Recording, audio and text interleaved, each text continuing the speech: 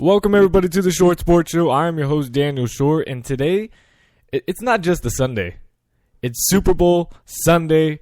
Are you ready? The Seattle Seahawks, New England Patriots tonight. It's been a crazy week leading up to the Super Bowl.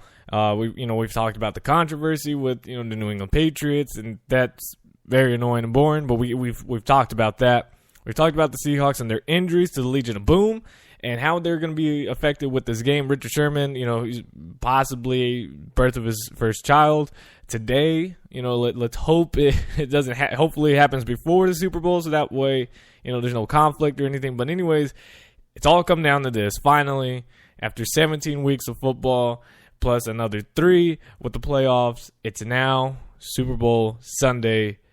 And before we get on to that, got a couple news. We'll talk about the NFL. First, this show is usually, in case you're brand new to the show, this show is usually taking place on Mondays, every Monday, but now we are switching every Saturday. That'll happen starting this upcoming week. So tomorrow, no show. It'll start happening every Saturday now. Now that, not really any college football news. Hopefully there becomes more. This upcoming week, we have, the National Signing Day, so we'll talk about that. But we'll do that, obviously, this upcoming Saturday. And then with the NFL, we'll talk about the Super Bowl, and, that's about it. Get ready for the NFL Draft, the NFL Combine, all that good stuff. But first, let's go ahead and talk about some NFL news right before we get to the Super Bowl, the greatness of it. Some NFL news. Denver Broncos quarterback Peyton Manning said Friday he has not yet announced a decision about whether to play in 2015, saying, quote, "I haven't made a decision yet. I still want to take some time to evaluate some things and talk to some people. Obviously, the Broncos have been quite busy hiring a staff. I had some dialogue with Coach Kubiak and did not have a chance to see him in person.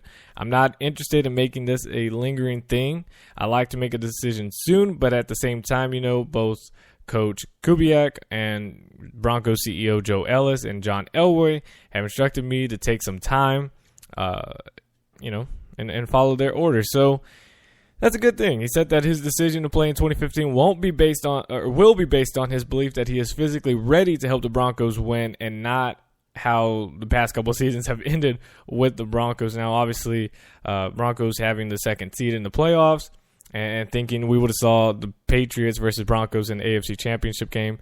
That, of course, didn't happen after the Colts somehow just dominated the Broncos all the way around, and Manning is just kind of falling off. So we'll have to see what his mindset.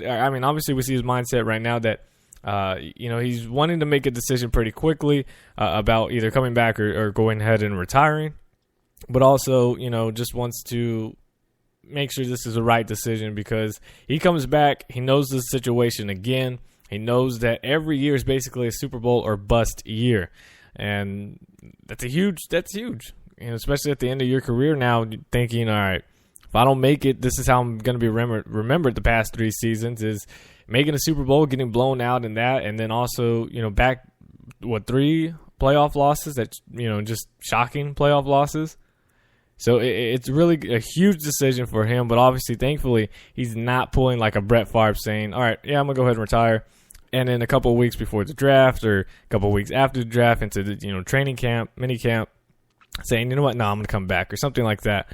Hopefully we hear something soon, but then again, we want this to be the right decision for Peyton Manning, because we don't want to see him, the last few years, how it's been. We really want one more good year. So we'll have to see. Prosecutors have dropped a marijuana charge against New England Patriots running back LeGarrette Blount that happened in August after being arrested with former Pittsburgh Steelers teammate Le'Veon Bell. So he doesn't have to worry about that anymore. It's kind of old news. It happened earlier this week, but again, we didn't have a show. So good news for the Browns is that they revamped their offensive coaching staff is complete, as the team has hired former New England Patriots quarterback Kevin O'Connell as quarterback's coach and former Florida offensive coordinator Kurt Roper as senior offensive assistant, according to a source. This is good. The funny story is that Kevin O'Connell was the backup quarterback to Brian Hoyer, in third string. He lost a backup job to Brian Hoyer while they were both in New England. And, of course, now Brian Hoyer is a free agent right now, or pending free agent.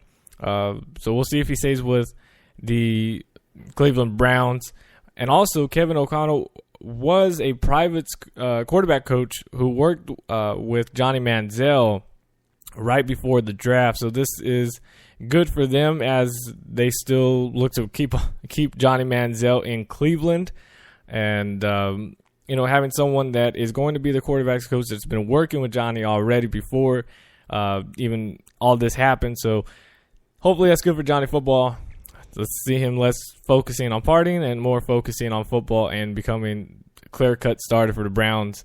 And hopefully, some more completions, a couple touchdowns would look nice, and possible W's on the record as well.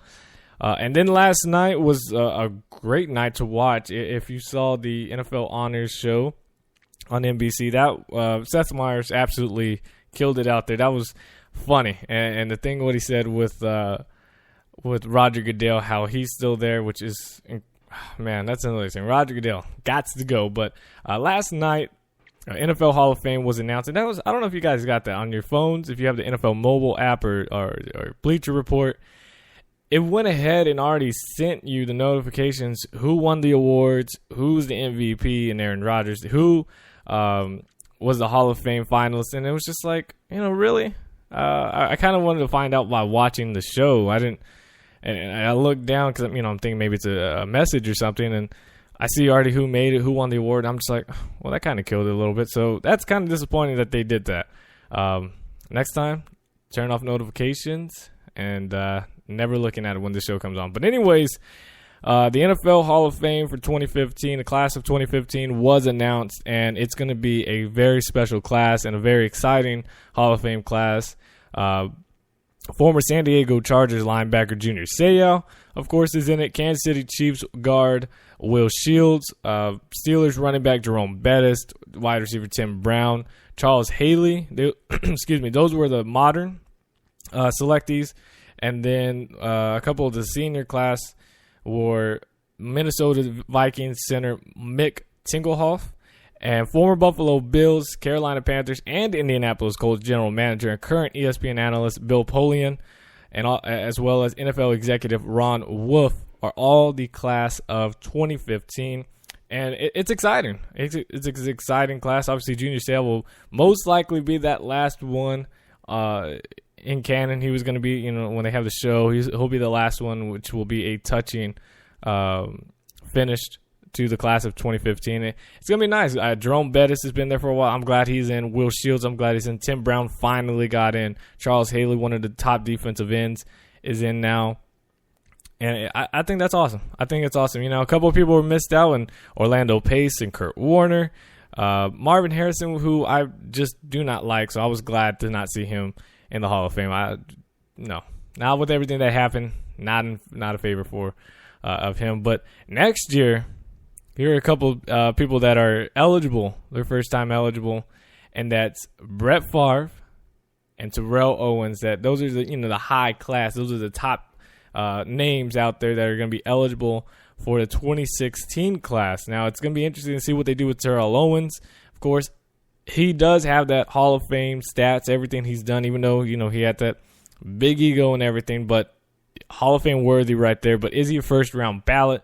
And then you have Brett Favre, who is a first, round ballot. But it's like, maybe we should just play with him like he did with us, say, oh, yeah, definitely he's going to be in next year. And then, no, we're not going to have you. Just do that, just like he did with retiring. I don't know. No, that would be mean. But one thing is surprising, though. I thought it was like a 5-year waiting period when, after you retire, then you have 5 years to be eligible. I swore that LT quit. I have to check that up later. I thought LT retired after the 2010 season. So wouldn't this have been, or next year would have been, even if it was 2011? I don't remember him playing in 2012. I don't know. And maybe they extended it longer. I have no idea. I just could have sworn that it was a 5-year waiting period. But I guess not. I'm waiting to see LT. Once LT is inducted to the Hall of Fame or is announced, as a class of whatever year, I am definitely going to Canton, Ohio, and watching that live. I got his autograph when he came down here to San Marcos. Been a fan, of course. You all know me, TCU and San Diego Chargers fan. So as soon as he's in line for Canton, I am going to be there, and I can't wait for that day. And I swear, I thought it was next year, but apparently not. He was not on the first year eligibility. But anyways, after all that, great night last night.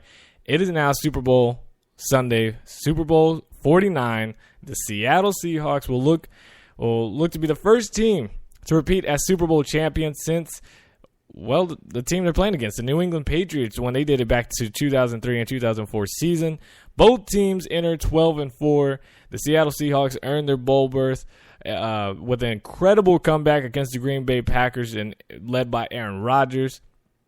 And the Seahawks also had the number 1 rushing offense and number 1 and number 3 passing and rushing yards allowed defensively. So they're coming in pretty stacked, but they do have some injuries to worry about on the side of the Legion of Boom. Richard Sherman, elbow injury when Cam Chancellor kind of popped him, not on purpose, but of course it happened. And also with Richard Sherman, possible birth of his first child. When is that going to happen? Is it going to happen today? Will it happen during the Super Bowl? How is this going to, Super Bowl birth of son? It's a very hard decision.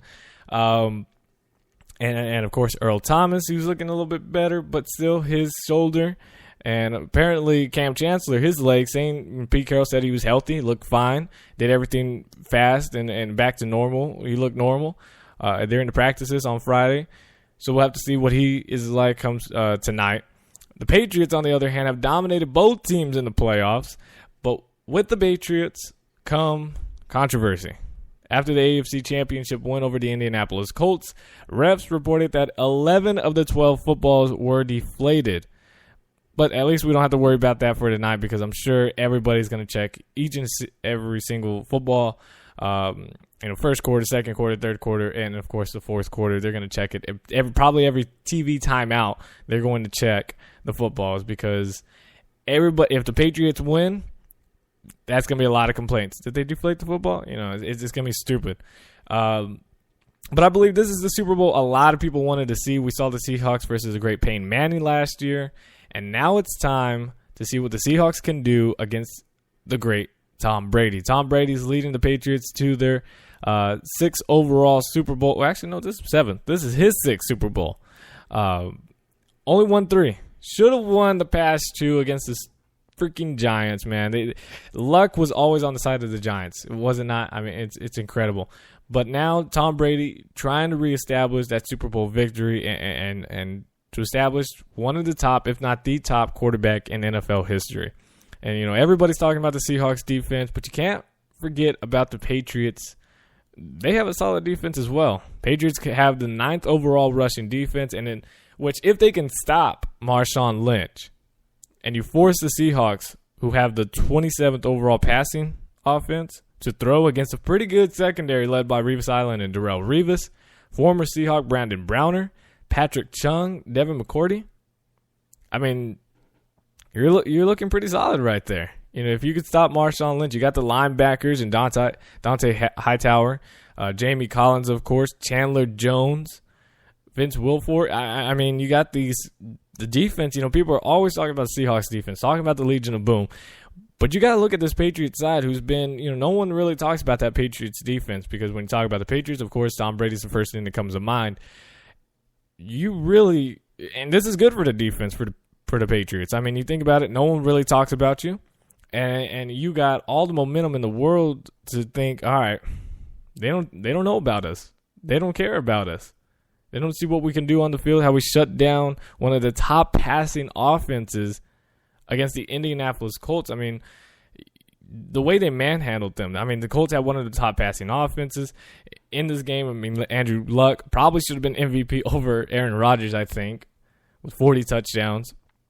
You got to think, what will the Patriots do against the somewhat weaker passing offense? I mean, the 27th overall, the wide receivers. I mean, I know we heard it before. Doug Baldwin, Jermaine Kearse. I mean, they struggled against the Packers, and the Packers don't have the best defense. They definitely don't have the best secondary. Not even close to what the Patriots have. So you got to think, if Russell Wilson threw, 3 interceptions in the first half alone, how is he going to be able to